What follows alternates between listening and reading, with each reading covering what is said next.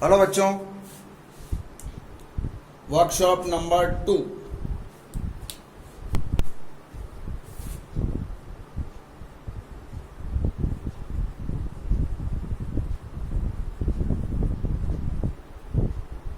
और मैग्नेटिज्म, और हमारा खास फोकस रहेगा आज अर्थ मैग्नेटिज्म।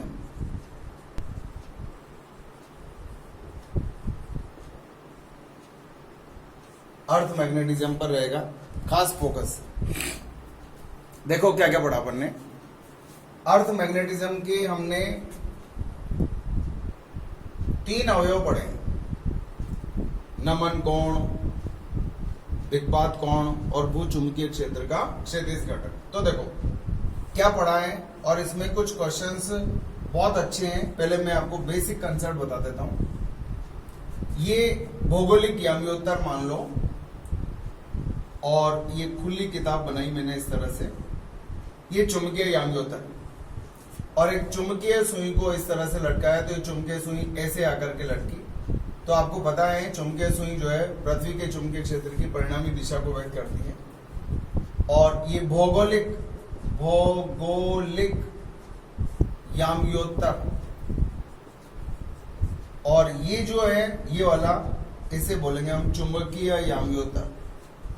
चुंबकीय याम्योत्तर, ठीक है। तो भौगोलिक याम्योत्तर और चुंबकीय याम्योत्तर के मध्य का जो कोण होता है उसको बोलते हैं हम दिक्पात कोण। क्या बोलेंगे? दिक्पात कोण। और ये जो चुंबकीय सुई है ये क्षैतिज दिशा से जो कोण बनाती है इसे बोलते हैं हम नमन कोण। और इसके हमने 2 घटक किए हैं, अगर हमें याद हो अच्छे से। तो देखो, एक घटक इधर और एक घटक इधर। ये घटक होता है ऊर्ध्व घटक बी वर्टिकल, और इधर वाला घटक था, अगर आपको याद आ जाए तो बी एच, इसको बोलते हैं ये वाला था, ये बी एच। इसका चित्र आपने ऐसे बनाया था, अगर आपको याद हो पूरा अच्छे से। याद क्या, आप तो याद तो करना ही पड़ेगा ना। ये थीटा था, इधर बी एच का मान था, ये बी, और इधर बी वर्टिकल था, इधर बी एच था। B vertical equals to B sine theta, और ये था बी कॉस थीटा, ये इस तरह से।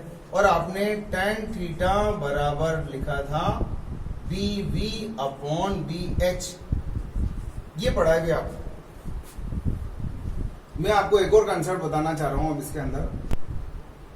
यदि मान लो इस चुंबकीय सुई को चुंबकीय याम्योत्तर में न रख करके थोड़ा सा और घुमा दो, इधर देखो कैसे। जैसे मान लो ये भौगोलिक याम्योत्तर है और ये कौन सा है? चुंबकीय याम्योत्तर। अगर चुंबकीय सुई को इसमें न रख करके थोड़ा सा और दूसरे तल में, मैं घुमा के बताता हूं आपको। देखो इधर ये है भौगोलिक याम्योत्तर। थोड़ा 3D के स्टाइल में देखना पड़ेगा आपको, और आराम से दिखेगा, कोई खास बात नहीं है। देखो, अगर आप अच्छे से देख पाए, इसका नाम तो आपको समझ में आ ही गया, भौगोलिक याम्योत्तर।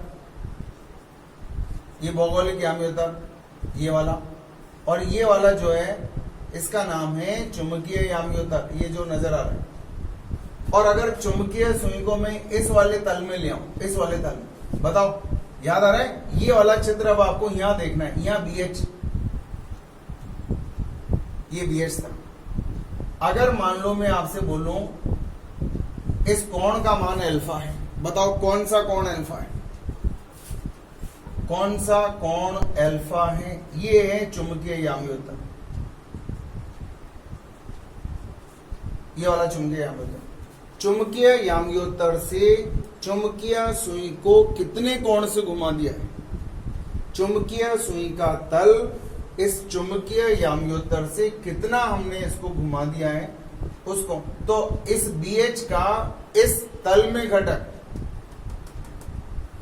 आराम से देखो तसल्ली से, जैसे मान लो मैं आपसे बोलूं ये BH है और इस कोण का मान अल्फा है, तो बताओ इसका इस दिशा में घटक कितना आएगा?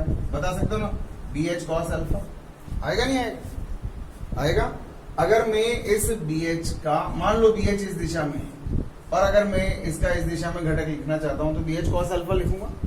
इसी तरह से BH तो इस तल में है, ये इस तल में आपको नजर आ रहा है चुंबकीय मतलब, लेकिन मैं इस तल की अगर बात करूंगा तो इस तल में BH है और इस तल में इसका घटक निकालना है, तो कोण कितना है? cos alpha. तो देखो अब अगर मान लो मैं आपसे बोलूं कि ये जो BH था यहां पर, अब इस BH की जगह यहां आपको क्या लिखना पड़ेगा? BH cos अल्फा, लेकिन वर्टिकल कंपोनेंट का मान अभी भी वही रहेगा। देखो अगर मान लो मैं आपसे यूं कहता हूं, देखो इस दिशा में मान लो BH, ठीक है, अगर मैं आपसे बोलूं इस BH का इस दिशा में घटक निकालो, ठीक है, और अगर BH इस दिशा में, इसका इस दिशा में घटक निकालो, अभी चेंज नहीं हुआ BH, क्यों? क्योंकि यहां से लेकर यहां तक का कोण पहले जितना था 90 डिग्री और अभी भी कितना कोण है? 90 डिग्री। तो B वर्टिकल के मान पर अभी भी कोई प्रभाव नहीं पड़ा, सिर्फ क्या बदल गया? BH बदल गया। और BH क्यों बदल गया बताओ? BH क्यों बदल गया? जैसे मान लो ये एक बुक है, ठीक है, अब ये B वर्टिकल इस दिशा में होता है और BH इस दिशा में होता है। अगर मैं इसको थोड़ा सा यूं घुमा दूं तो BH तो घूम गया, लेकिन B वर्टिकल तो उसी डायरेक्शन में अभी, B वर्टिकल अभी भी उसी दिशा में है, उस कंपोनेंट पर कोई प्रभाव नहीं पड़ा है, लेकिन इस कोण का मान बदल गया है। इस कोण का मान जो होगा, अब इस कोण को बोला जाएगा थीटा डैश को आभासी नमन कोण। पहले जो था इस कोण को क्या बोलेंगे? वास्तविक नमन कोण। थीटा क्या था? वास्तविक नमन कोण था। अब ये थीटा डैश क्या हो गया? आभासी नमन कोण हो गया। अब अगर यहां वापस tan थीटा डैश का मान निकालूंगा तो क्या आएगा? B वर्टिकल वो का वही रहेगा, लेकिन BH की जगह क्या आ जाएगा? BH cos alpha. बस इतना सा अंतर आएगा। और अगर आप चाहो तो देखो, हमेशा दोनों इक्वेशन लिखो, आपको दिक्कत नहीं आएगी। लेकिन अगर आप डायरेक्ट भी काम करना चाहें तो डायरेक्ट भी कर सकते हैं। कैसे? देखो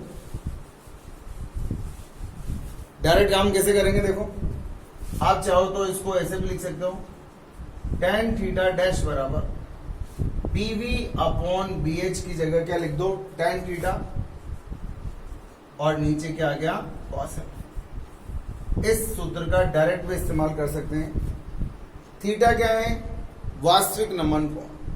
लेकिन अगर आपने चुंबकीय सुई का तल जबरदस्ती बदल दिया अगर मान, तो नमन कोण का मान बदल जाएगा, और ये बदला हुआ नमन कोण है जिसका नाम हमने क्या रखा है? आभासी नमन कोण। एक चीज और हमेशा याद रखो, ये जो कोण बना है, इस कोण का मान इस कोण के मान से हमेशा ही ज्यादा आएगा। Theta dash is always greater than theta. Theta का डैश का मान हमेशा थीटा से ज्यादा होगा, हमेशा ही ज्यादा होगा। तो ये एक बेसिक थीम थी जो मैंने आपको बताई। इसका स्क्रीनशॉट ले लो एक, और इसके स्क्रीनशॉट के बाद एक क्वेश्चन बताता हूं आपको। स्क्रीनशॉट हो जाए इसका, हो गया? चलो अब इसके कुछ क्वेश्चंस हैं जिससे आपको क्लियरिटी आ जाएगी। अगर ये चित्र आपको दिख रहा है अच्छे से, देखो इस तल में जो कोण बना था नमन कोण, वो थीटा था, जिसका चित्र मैंने अभी भी मिटाया। और इस अगर मैं चुंबकीय सुई का तल जबरदस्ती बदल दूं तो ये नमन कोण बदल जाएगा, और जो नमन कोण अब आएगा उसको बोला जाएगा आभासी नमन कोण। आभासी नमन कोण के नाम से जानेंगे इसको। अब देखो एक क्वेश्चन है, बताओ आभासी नमन कोण कौन से तल में बनता है? जबरदस्ती वाले तल में। आपने चुंबकीय सुई का तल चुंबकीय याम्योत्तर से जबरदस्ती बदल दिया। मान लो चुंबकीय याम्योत्तर ये है। अब चुंबकीय सुई का तल इधर भी कर सकता हूं, इधर भी कर सकता हूं। अगर आप जबरदस्ती इधर करोगे तो भी नमन कोण बढ़ जाएगा, इधर करोगे तो भी नमन कोण का मान बढ़ जाएगा। मतलब कुल मिलाकर के ये है कि अगर चुंबकीय याम्योत्तर में चुंबकीय सुई नहीं है तो जो भी नमन कोण आ रहा है वो आभासी नमन कोण है, और आभासी नमन कोण का मान हमेशा वास्तविक नमन कोण से ज्यादा होता है। अब देखो क्वेश्चन नंबर 1, किसी स्थान पर नमन कोण थीटा है तथा परस्पर लंबवत तलों में आभासी नमन कोणों के मान क्रमशः θ1 व θ2 हो तो सिद्ध करो cot square θ1 plus cot square θ2 बराबर cot स्क्वायर थीटा। ये आपको सिद्ध करना है। सिंपल सा है, कोई ऐसी खास बात नहीं। देखो इधर किसी बच्चे ने मेरे से पूछा भी था अभी, फिर मैंने उसको बोला था कि जब हम इसका अर्थ मैग्नेटिज्म पढ़ेंगे तो ये हमारे पास वापस दोबारा से आएगा, तभी समझ में भी आएगा। देखो इधर देखो, मान लो ये चुंबकीय याम्योत्तर में जो कोण बन रहा है ये चुंबकीय याम्योत्तर, और इसके अंदर जो बनने वाला वो जो तल मैंने बनाया था, इस तल में चुंबकीय सुई जो कोण बना रही है, मान लो इस जगह नमन कोण का मान कितना है, थीटा, ठीक है। और ये परस्पर दो लंबवत तल, आप 3D में देखो, ये चुंबकीय याम्योत्तर और इधर वाला तल और इधर वाला तल नजर आ रहा है। अगर मैं इसको जबरदस्ती इधर वाले तल में ले जाऊंगा तो भी नमन कोण चेंज होएगा, इधर ले जाऊंगा तो भी नमन कोण का मान चेंज होएगा। इधर नमन कोण जो आएगा वो वास्तविक नमन कोण है और उसका मान कितना है, थीटा। तो ये है वास्तविक, ये वास्तविक मान है। और इसके लिए आप क्या लिखेंगे, वास्तविक नमन कोण के लिए आप क्या लिखते हो, बोलो, tan थीटा बराबर BH/BV लिखते हैं, ये लिखते हैं, ठीक है। अब इसका नाम रख दिया तल नंबर 1 और तल नंबर 2। अगर इस तल में ये जो तल नजर आ रहा है, इस तल में वास्तविक नमन कोण है। अब मैं अगर इसको इधर ले जाऊं, इस कोण का मान ही मान लो अपने तो अल्फा, तो बताओ ये वाला कोण कितना हो गया, बताओ ये कोण कितना हो गया, 90 माइनस अल्फा, और ये वाला कोण कितना हो गया, अल्फा। तो अगर इस जगह पर आभासी नमन कोण का मान θ1 और इधर आभासी नमन कोण का मान θ2, ये भी आभासी है, देखो आभासी है, और ये वाला भी आभासी। क्यों?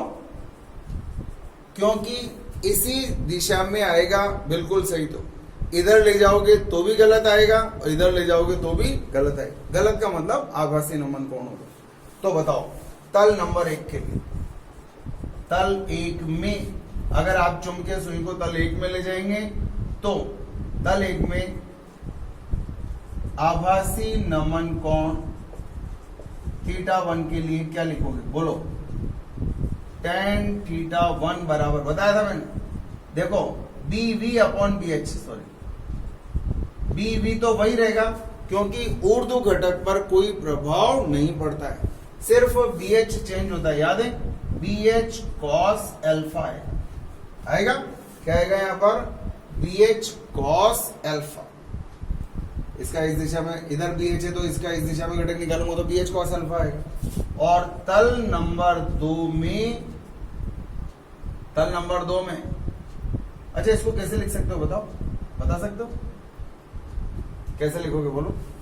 चलो अभी इसको पहले एक काम करते हैं। तल नंबर 2 में आभासी नमन कोण θ2 के लिए थोड़ा सा ट्रिकी क्वेश्चन है। अगर मैं इस चुंबकीय याम्योत्तर से चुंबकीय सुई को इधर ले जाता हूं तो नमन कोण का मान θ1 आता है, इधर ले जाता हूं तो θ2 आता है। तो इधर की तरफ बताओ क्या लिखोगे? tan θ2 बराबर, अभी सूत्र बताया था मैंने आपको, क्या बताया था याद है?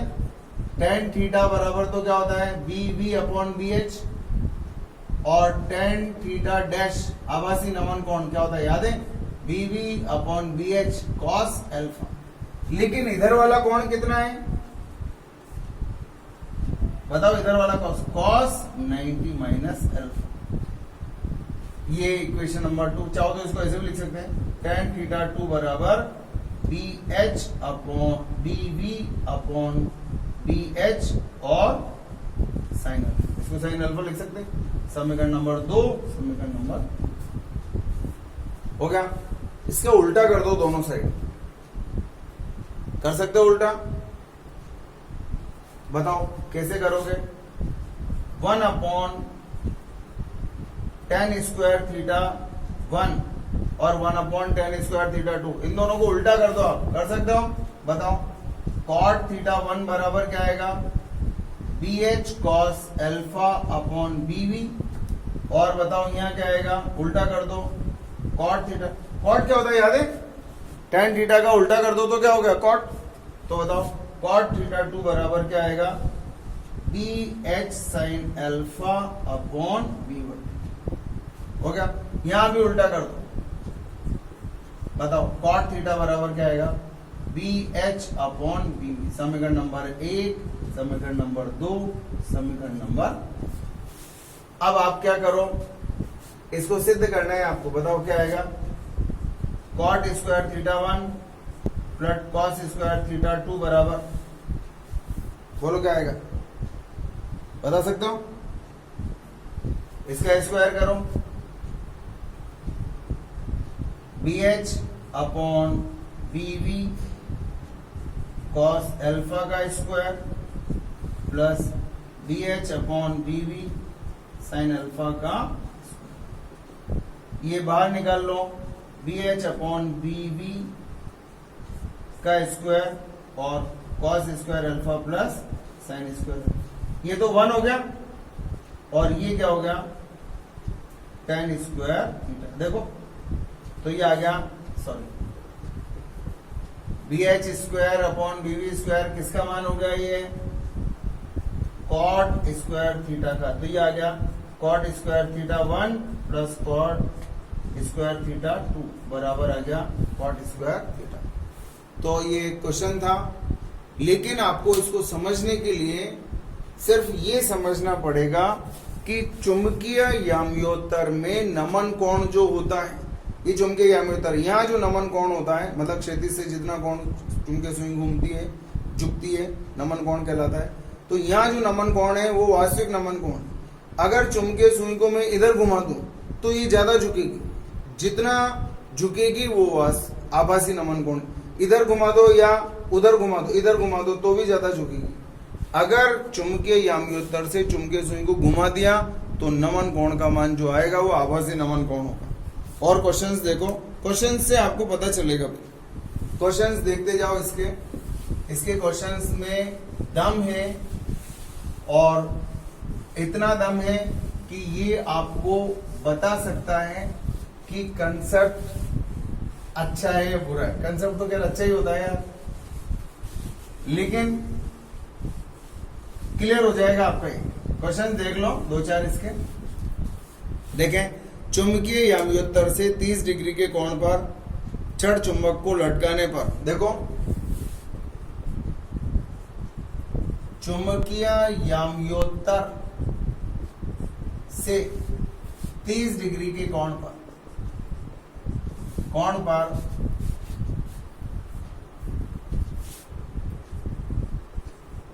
चुंबकीय सुई को लटकाने पर वह क्षैतिज से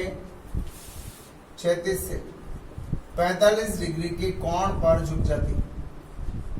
बताओ ये कौन सा कोण दे रखा है? बस यही पहचानना है, झुक जाती है। वास्तविक नमन कोण क्या होगा? वास्तविक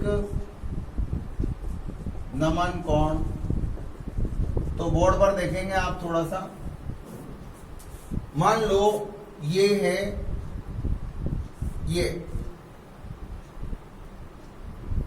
चुंबकीय याम्योत्तर है और इसमें नमन कोण का मान कितना है थीटा, और आपने इसको इधर की तरफ घुमा दिया, किधर घुमा दिया, और यहाँ नमन कोण थीटा डैश का मान दे रखा है कितना 30 डिग्री दे रखा है।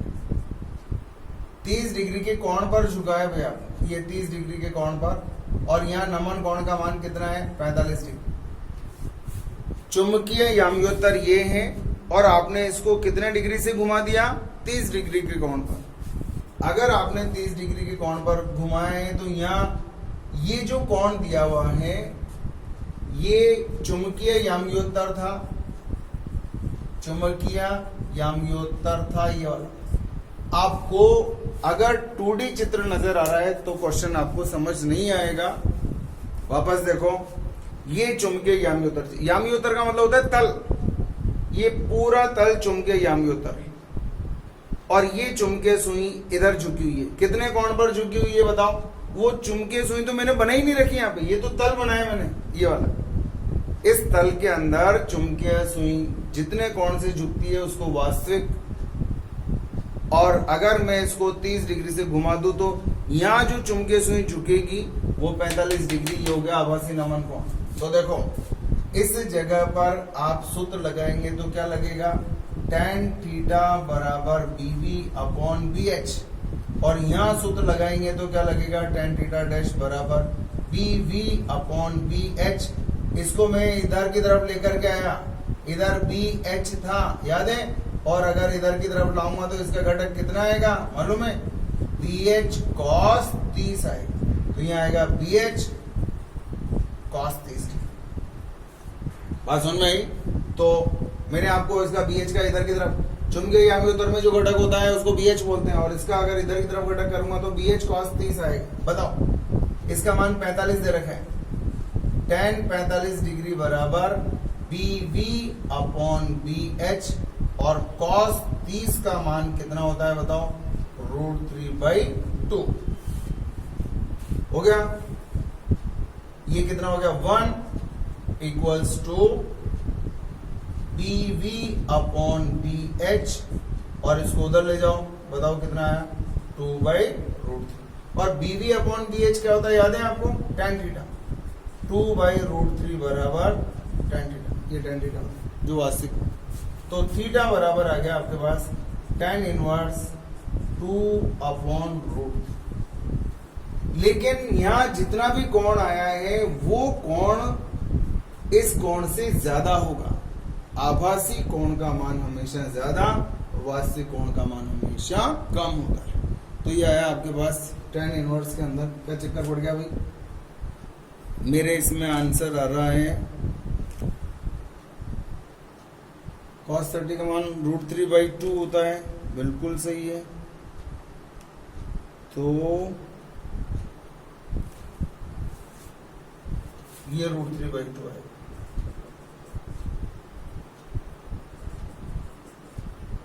ये आएगा √3/2।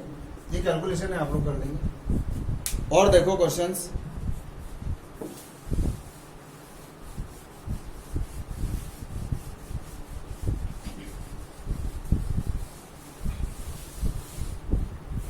देखें आपको कहा जा रहा है, एक छोटा सा सवाल बताऊं, छोटे छोटे से क्वेश्चंस देख लो पहले। देखें, यदि एक नती सुई को, यदि एक नती सुई मतलब वही चुंबकीय सुई, नती सुई को चुंबकीय याम्योत्तर से 45 डिग्री कोण पर रखा जाता है, तो नती सुई को चुंबकीय याम्योत्तर से 45 डिग्री कोण पर रखा जाता है। मान लो ये चुंबकीय याम्योत्तर है, यहां जो कोण आएगा वो तो क्या आएगा, डेफिनेटली बताओ थीटा आएगा, और इधर जो क्षैतिज घटक आएगा उसको क्या बोलेंगे, BH। और 45 डिग्री के कोण पर अब इसका इधर की तरफ घटक निकालूंगा तो क्या आएगा BH cos 45 आएगा और यहाँ जो कोण आएगा थीटा डैश आएगा, यहाँ जो कोण आएगा वो थीटा आएगा।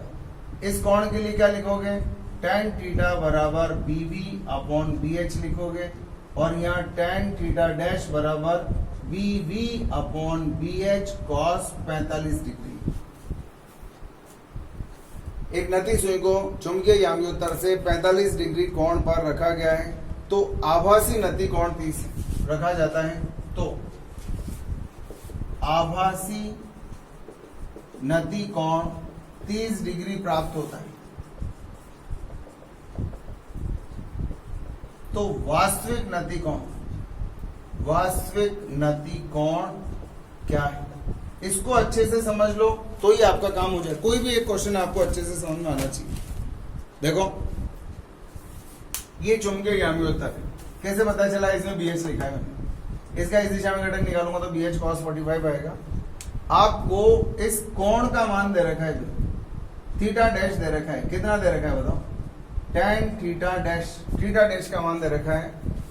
अगर नती सुई को यहां के बजाय इस याम्योत्तर में रखा जाए, 45 डिग्री के कोण पर रखा जाए, तो नती कोण का मान 30 डिग्री, मतलब थीटा डैश का मान कितना आया आपके पास, 30 डिग्री आया। तो BV अपॉन BH और cos 45 का मान होता है 1/√। आपसे पूछा जा रहा है कि वास्तविक नती कोण, मतलब इस थीटा का मान पूछा जा रहा है। बहुत आसान काम है, बिल्कुल सिंपल है। अगर मैं चाहता तो आपको डायरेक्ट सूत्र जो मैंने बताया था उसके अंदर मान रखता तो एक एक लाइन में मेरे सवाल सॉल्व हो जाता। कौन सा अभी बताऊं, देखो पहले तो इसको इधर ले आओ, बताओ इसका tan 30 का मान कितना होता है, 1/√3 इंटू ये 1/√2 बराबर क्या है BV अपॉन BH, और ये क्या होता है याद है tan थीटा, तो थीटा बराबर आ गया tan इनवर्स 1/√6। ये आपका आंसर। अगर हम चाहें तो डायरेक्ट मेथड 2, लेकिन फिर इसमें आप अच्छे क्वेश्चंस के आंसर नहीं दे पाओगे। क्या था याद है, tan थीटा डैश बराबर tan थीटा अपॉन cos, ये आपका ये आपका सूत्र था जो फाइनल फॉर्मूला था। ये आभासी नमन कोण, ये वास्तविक नमन कोण, और ये चुंबकीय याम्योत्तर से किस तल में चुंबकीय सुई को रखा है, उन दोनों तलों के बीच का कोण। चाहो तो इससे भी सॉल्व कर सकते हो, tan 30 बराबर tan थीटा अपॉन cos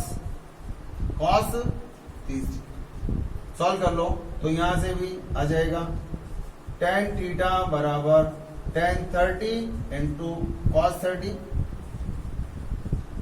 ये हो गया 1/√3 और ये हो गया 1 ये कितना 45 डिग्री दे रखा, 45 दे रखा, तो ये हो गया 1/√6। तो थीटा बराबर आ गया tan इनवर्स 1/√6। ये ऐसे भी निकाल सकते, लेकिन आपको वो समझ आना चाहिए कि आप कर क्या रहे हैं।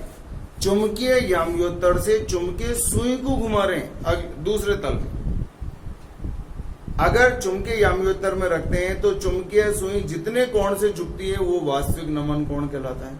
अगर चुंबकीय सुई का तली चेंज कर दिया तो जितने कोण से झुकेगी वो कोण आभासी नमन कोण कहलाएगा। ये आपको समझना है, ठीक है। हटा दो, ये स्क्रीनशॉट ले लो, स्क्रीनशॉट ले लिया करो। ये क्वेश्चंस आप लोग करना, क्योंकि इसमें आप बोर्ड लेवल के नहीं अच्छे क्वेश्चंस के आंसर देंगे। और ये सब क्वेश्चंस आपके नीट में, वो जो फर्स्ट क्वेश्चन बताया था वो भी नीट का क्वेश्चन है, भैया आपको देखना, शायद मेरे हिसाब 2016 का क्वेश्चन, 16 का क्वेश्चन है वो। तो आप लोग इन क्वेश्चंस के स्क्रीनशॉट ले लो।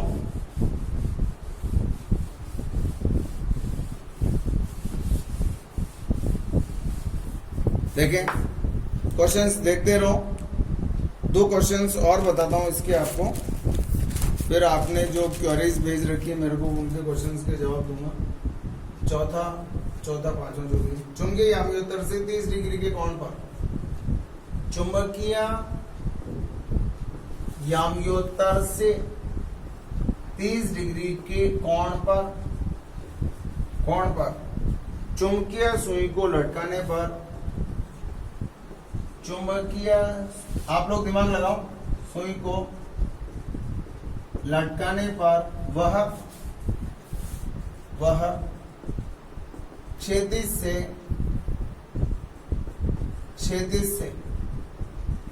30 डिग्री के कोण पर झुकती है।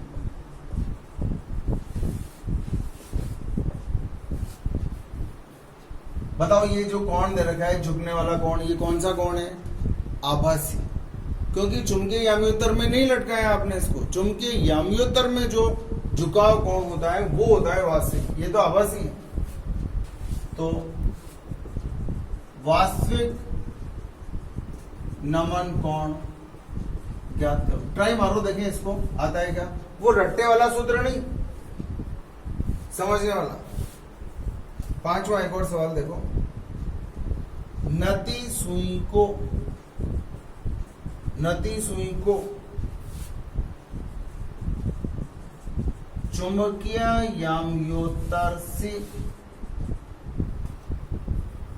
चुंबकीय याम्योत्तर के लंबवत तल में रखने पर नमन कोण क्या होगा? ये आपका क्वेश्चन है। ट्राई मारो, फिर और देखते हैं अपन आगे।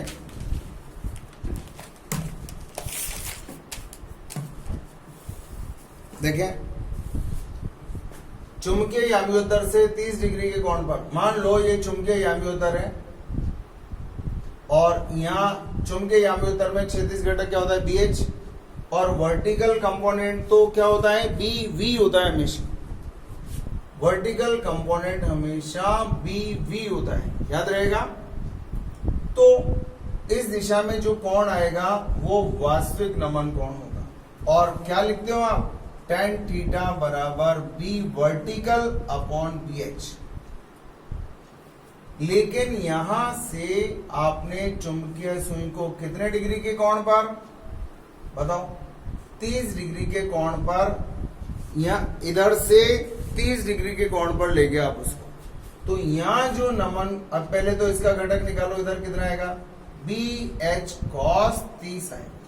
तो अब यहां जो नमन कोण आएगा वो आभासी होगा, आएगा। और आभासी नमन कोण के लिए समीकरण के सूत्र बनाओ, B vertical upon BH, BH change हो गया, BH cos 30 हो गया। ऐसे सूत्र बनाना सीख, हो गया। ये ऐसे कैसे रहेगा? अब अगर आप इसको सॉल्व करेंगे तो आपका आंसर आ जाएगा। कितने कोण से झुकी? 30 डिग्री। तो tan 30 डिग्री बराबर B vertical upon BH into cos 30। cos 30 का मान, इसका मान रख दो, सॉल्व कर लो, आंसर आ जाएगा। यह आया 1 अपॉन √3 बराबर BV अपॉन BH गुणा √3/2। इसको इधर ले जाओ, √3/2 into 1 upon √3 equals to BV upon BH, और ये किसके बराबर है? tan थीटा के बराबर। ये कट गया, तो tan थीटा बराबर 1/2, तो थीटा बराबर tan इनवर्स 1/2। इस तरह से आप इसको सॉल्व करेंगे, आपका आंसर डेफिनेटली आएगा। देख लो, बिल्कुल सही। इधर बताओ, नती सुई को चुंबकीय याम्योत्तर के लंबवत, इधर देखो, मान लो ये चुंबकीय याम्योत्तर है और इधर क्षैतिज घटक क्या है? BH। इसके लंबवत ले जाओ, तो बताओ यहाँ क्या आएगा? BH cos 90 आएगा, और cos 90 का मान कितना होता है? 0। तो बताओ यहाँ थीटा डैश निकालना है ना, तो tan थीटा डैश बराबर B vertical upon BH cos 90। BH cos 90, ये 90 डिग्री है, इसका इधर की तरफ घटक निकाला, BH cos 90। अगर ये अल्फा कोण होता तो BH cos अल्फा, अगर ये 30 डिग्री होता तो BH cos 30। सॉल्व करो इसको, क्या आया? BV upon BH into cos 90 का मान 0, ये पूरा क्या हो गया? 0। बताओ cos 90 का मान कितना होता है? 0। ये पूरा अनंत हो गया, किसी भी संख्या में अगर मैं 0 का भाग लगाऊंगा तो कितना आएगा? इनफाइनाइट। और आप समझ सकते हैं tan थीटा डैश बराबर tan 90। tan 90 का मान इनफाइनाइट होता है, याद है? तो थीटा डैश बराबर आ गया आपके पास, थीटा डैश बराबर, इसका उल्टा भी याद रखना, आभासी नमन कोण 90 डिग्री कहां होगा? चुंबकीय याम्योत्तर के लंबवत तल में। चाहो तो इंपॉर्टेंट पॉइंट है, लिख लो। ये जिस दिशा में मैंने BH लिखा है वो क्या है? चुंबकीय याम्योत्तर। चुंबकीय याम्योत्तर के लंबवत तल में आभासी नमन कोण का मान हमेशा 90 डिग्री के बराबर होगा। लिख लो, एक जगह कहीं ना कहीं लिख ही लो। आभासी नमन कोण का मान कितना होगा? 90 डिग्री। मैं इसके 1-2 क्वेश्चंस आपको भेज भी दूंगा करने के लिए, ठीक है? चलो, और देखो, कुछ बच्चों ने मुझे क्वेश्चंस भेजे हैं,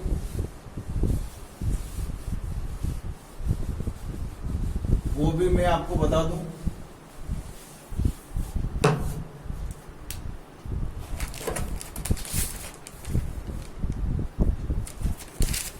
देखो, एक टेस्ट में भी क्वेश्चन दिया था मैंने। एक छड़ चुंबक है, मान लो लंबाई L है और ध्रुव सामर्थ्य M है, तो इसका चुंबकीय आघूर्ण कितना होगा? M × L। अब मैंने इसको इस तरह से मोड़ दिया,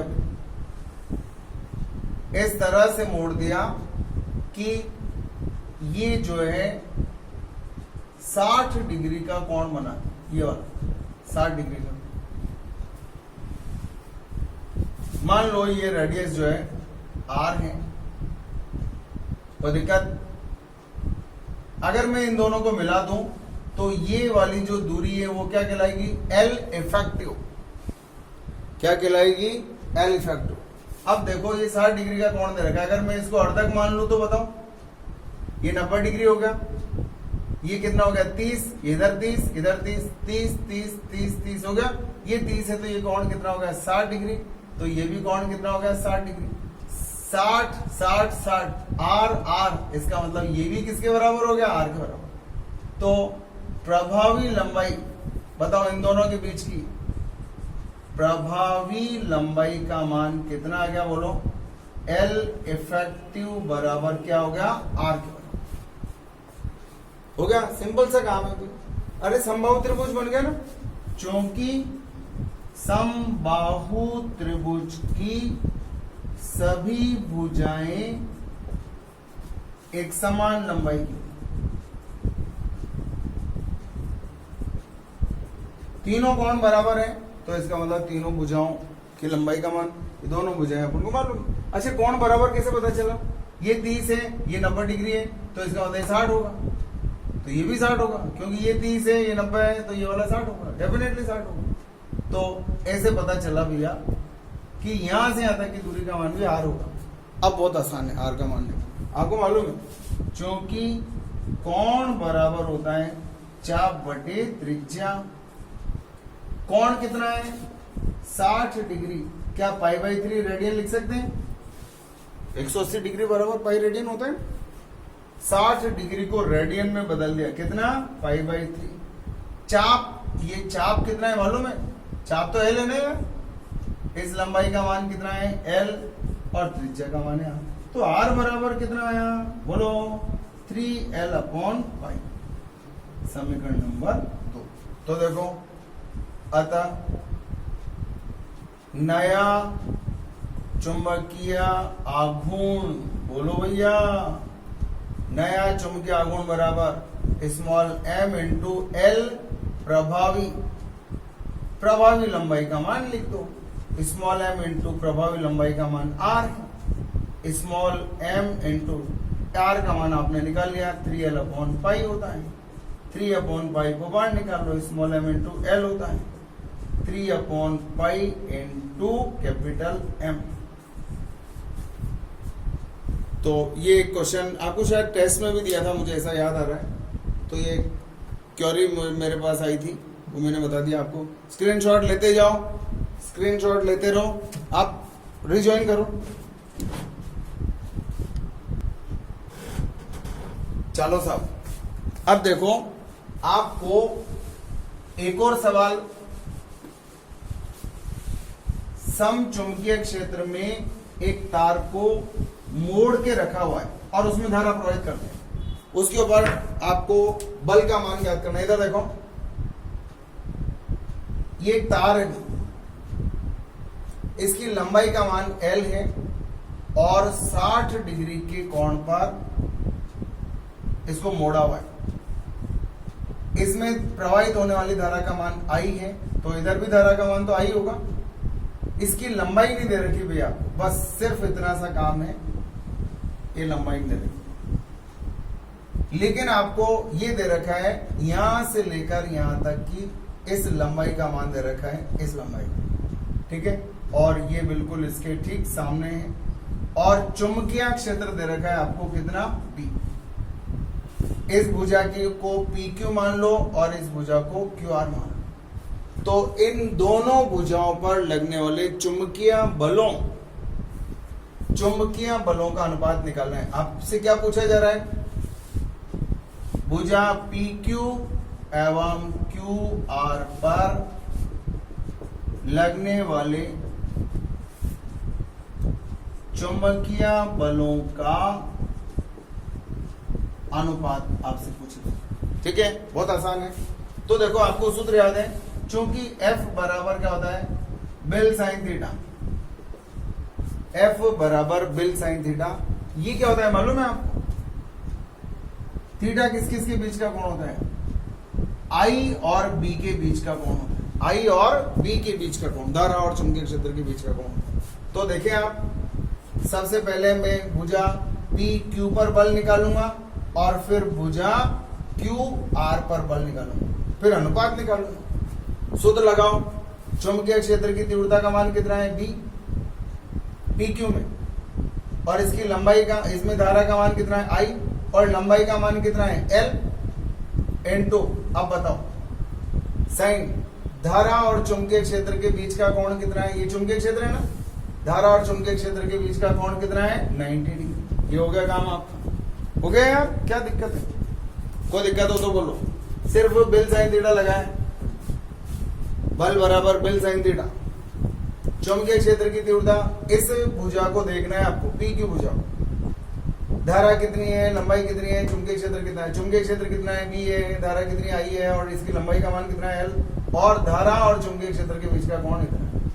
अब आ जाओ QR, इस QR पर आ जाओ, बताओ, चुंबकीय क्षेत्र वही है B, धारा वही है वही, लेकिन इसकी लंबाई नहीं मालूम है। चलो इधर देखो, इसकी लंबाई कैसे निकालेंगे भैया, कैसे निकालेंगे बताओ, बहुत आसान काम है यार।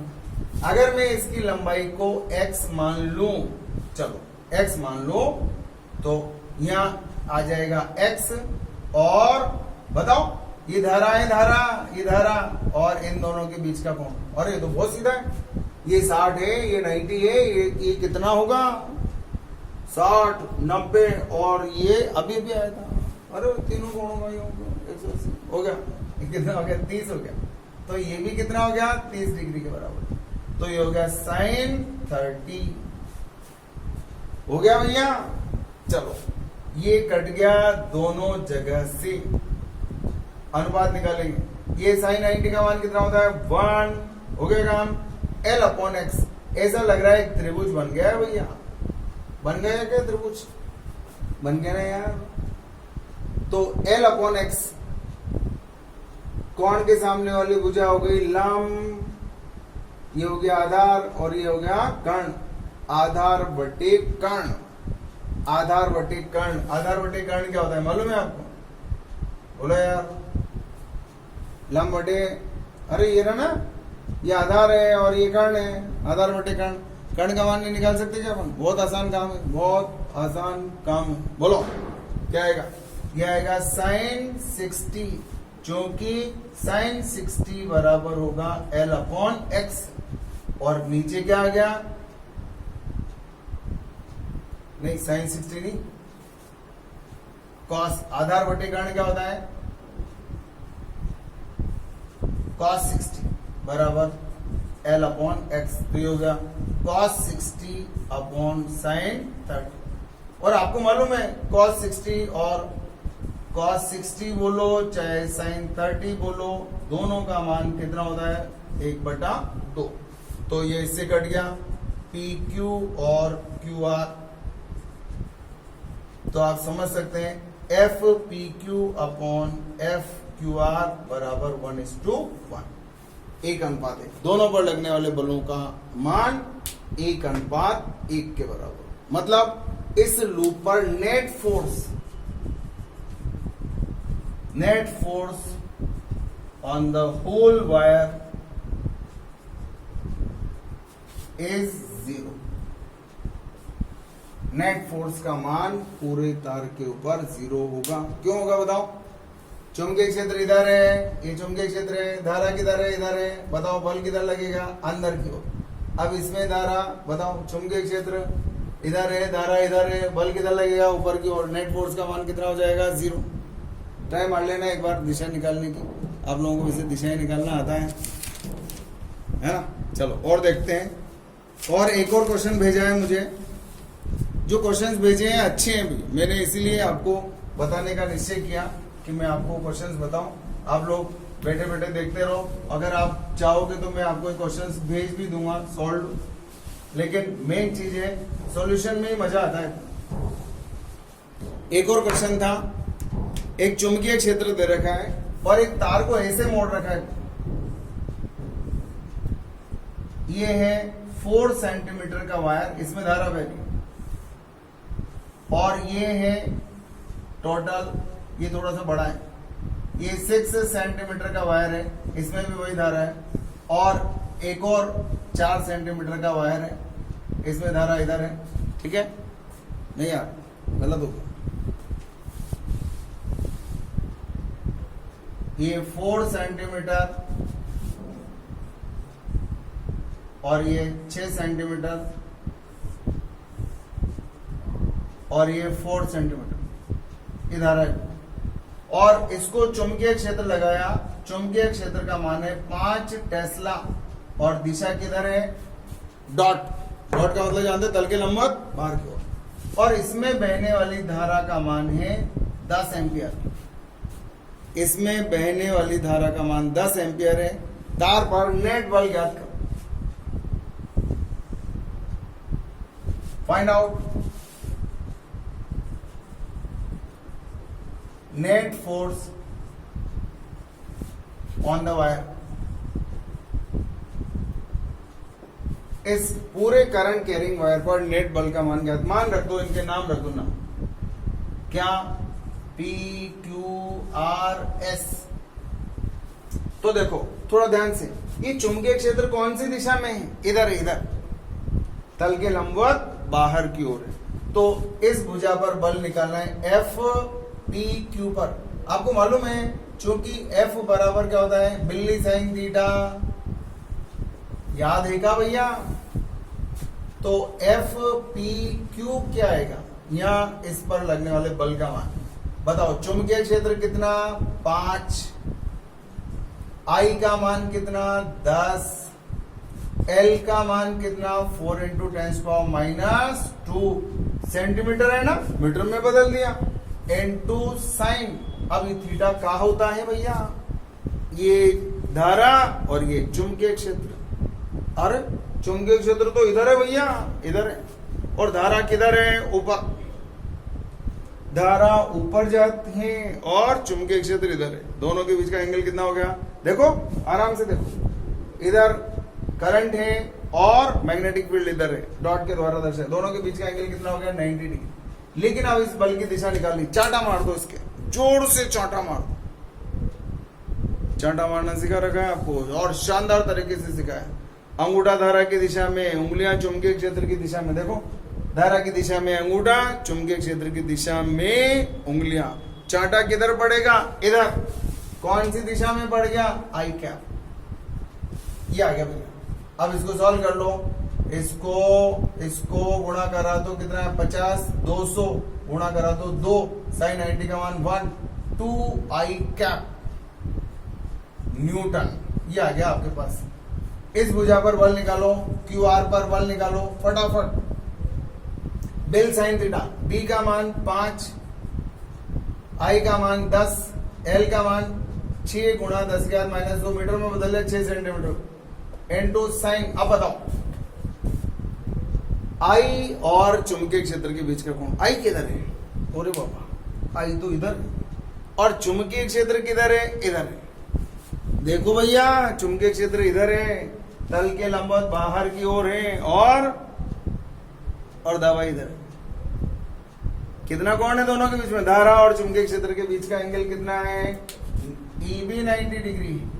दिशा चाटा मार दो। कैसे मार दो चाटा? धारा की दिशा में अंगूठा और चुंबकीय क्षेत्र की दिशा में उंगलियां। धारा की दिशा में अंगूठा नजर आ रहा है, चुंबकीय क्षेत्र की दिशा में उंगलियां नजर आ रही है। चांटा किधर पड़ेगा? नीचे की ओर। और नीचे की ओर कौन सा एकांक सदिश होता है? -j cap. याद है, आई कैप इधर होता है, जे कैप इधर होता है और डॉट होता है के कैप। तो -j कैप नीचे की ओर। इसको सॉल्व करो। 5 × 303, ये 2 10⁻⁻, ये 1, ये आ गया -j कैप और ये होगा न्यूटन। गुणा कर लो। एक और बचता है, एक और भाग, RS बराबर क्या है? वही बिल्ली साइन थीटा। B का मान 5, I का मान 10, L का मान 4 गुणा 10⁻⁻2 साइन 90। इसके ऊपर भी दिशा और सब निकाल लो, सब निकाल लो। बताओ दिशा बताओ। धारा इधर है और चुंबकीय क्षेत्र ये रहा, डॉट। दोनों के बीच का एंगल कितना है? 90 डिग्री। चाटा मारो इसका। पड़ गया? देखो, अंगूठा इस दिशा में और उंगलियां इस दिशा में। चाटा पड़ेगा आई कैप दिशा में। तो net force on the whole wire F net, सबको जोड़ दो। FPQ, FQR और FRS जोड़ दो। 2i cap plus 3 -j cap plus 2j cap क्या हो गया? 4j cap minus 4i cap minus 3j cap और ये हो गया न्यूटन। अगर परिमाण लिखना हो तो F नेट का परिमाण निकालना आता है √4 का स्क्वायर और √ के अंदर ये बताओ कितना आ गया? 5 निकालना आता है ना परिमाण। 16 और 9 25 का वर्गमूल निकाला तो 5। ये आ गया। स्क्रीनशॉट ले लो एक, किसका भी अच्छा सवाल है। ये वो क्वेश्चन हैं जो आपने पूछे हैं। और देखो, बच्चों के क्वेश्चन हैं और बच्चों को ही सॉल्व करने को मिल रहे हैं। और देखो, ये पिछले चैप्टर से रिलेटेड क्वेश्चन हैं सारे। और देखते हैं, एक पूछा है बच्चे ने -73 डिग्री सेल्सियस पर -73 डिग्री सेल्सियस ताप पर चुंबकीय प्रवृत्ति का मान दे रखा है आपको 0.075। तो -173 डिग्री सेल्सियस ताप पर चुंबकीय प्रवृत्ति क्या होगी? अच्छा, आपको पता है ये सवाल कौन सा है? इसमें पदार्थ की प्रकृति बताओ। देखो, चुंबकीय प्रवृत्ति धनात्मक और थोड़ी सी है, छोटा सा मान है। अल्प और धनात्मक है, इसका मतलब पदार्थ कौन सा है? अनुचुंबकीय है। और आपको मालूम है, क्योंकि काई क्या है? अल्प एवं धनात्मक है, अल्प एवं धनात्मक है। अतः पदार्थ कौन सा होगा? अनुचुंबकीय होगा, अनुचुंबकीय होगा। और क्यूरी का नियम, इसलिए अतः अनुचुंबकीय पदार्थ के लिए क्या लगता है? क्यूरी का नियम। काई अनुचुंबकीय प्रोपोर्शनल टू 1/t, तो काई 2 अपॉन काई 1 बराबर T1/T2। उल्टा है, उल्टा है चुंबकीय प्रवृत्ति और ताप का रिलेशन। तो बताओ काई 2 बराबर काई 1 इंटू T1/T2। 0.0075। एक और अच्छी सी बात, T1 बराबर क्या आएगा -73 डिग्री सेल्सियस में, और 273 जोड़ दूंगा तो 200 केल्विन। तो ये चेतावनी याद रहेगी, चेतावनी। ताप T को काई में लिखना है, केल्विन में लिखना है। ताप T को केल्विन में लिखना है, ठीक है। और T2 बराबर -173 में 273 जोड़ दो तो ये हो गया 100 केल्विन। कितना आया? T1 का मान 200 और ये हो गया 100। 2 से गुणा कर दो 0.015। कोई मात्रक तो होता नहीं है इसलिए इसको, लेकिन इस सवाल में ये तो बहुत सीधा सा सवाल था यार। अगर मैं इसको माइनस कर दूं तो अब आंसर में ठंड में पसीना आ जाएगा। ठंड में आएगा या नहीं आएगा? ट्राई मारो फटाफट ट्राई मारो। बताओ, ट्राई मार के बताओ क्या आएगा। फिर हम आंसर लिखेंगे। ये अनुचुंबकीय नहीं होगा बल्कि प्रतिचुंबकीय होगा, अल्प और ऋणात्मक। और प्रतिचुंबकीय होगा तो हमने लिखा है प्रतिचुंबकीय पदार्थ की चुंबकीय प्रवृत्ति ताप पर निर्भर नहीं करती है। इस ताप पर इतनी तो इस ताप पर भी इतनी ही होगी। तो आपको चेतावनी याद रखनी। चेतावनी क्या? यदि काई ऋणात्मक दिया हुआ हो तो इस कंडीशन में आपको ध्यान रखना है।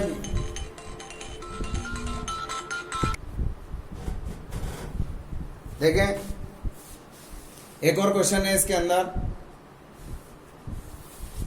हाँ, मैं चेतावनी बता रहा था। अगर x ऋणात्मक दे रखा हो तो क्या करोगे बताओ। अगर x का मान ऋणात्मक दिया हुआ हो तो आपको समझना पड़ेगा कि वो पदार्थ कौन सा है, अनुचुंबकीय। और अगर वो अनुचुंबकीय पदार्थ है तो ऋणात्मक दे रखा है तो पदार्थ कौन सा हो गया, प्रतिचुंबकीय। और प्रतिचुंबकीय पदार्थ की चुंबकीय प्रवृत्ति का मान ताप पर निर्भर नहीं करता है। और ताप पर निर्भर नहीं करता है इसका मतलब एक ताप पर वो है तो दूसरे ताप पर भी वही रहेगा। ठीक है, एक और क्वेश्चन देख लो। एक क्वेश्चन और भेजा है बच्चों ने। 2 × 10³ एम्पियर प्रति मीटर, 2 × 10³ एम्पियर प्रति मीटर के चुंबकन क्षेत्र में 2 × 10³ एम्पियर प्रति मीटर के चुंबकन क्षेत्र में एक लोहे की छड़ में, एक लोहे की छड़ में 8 पाई टेस्ला का चुंबकीय क्षेत्र उत्पन्न हो जाता है। मतलब उसके अंदर जो चुंबकीय क्षेत्र पैदा हुआ है वो है छड़ की आपेक्षिक चुंबकशीलता ज्ञात करो।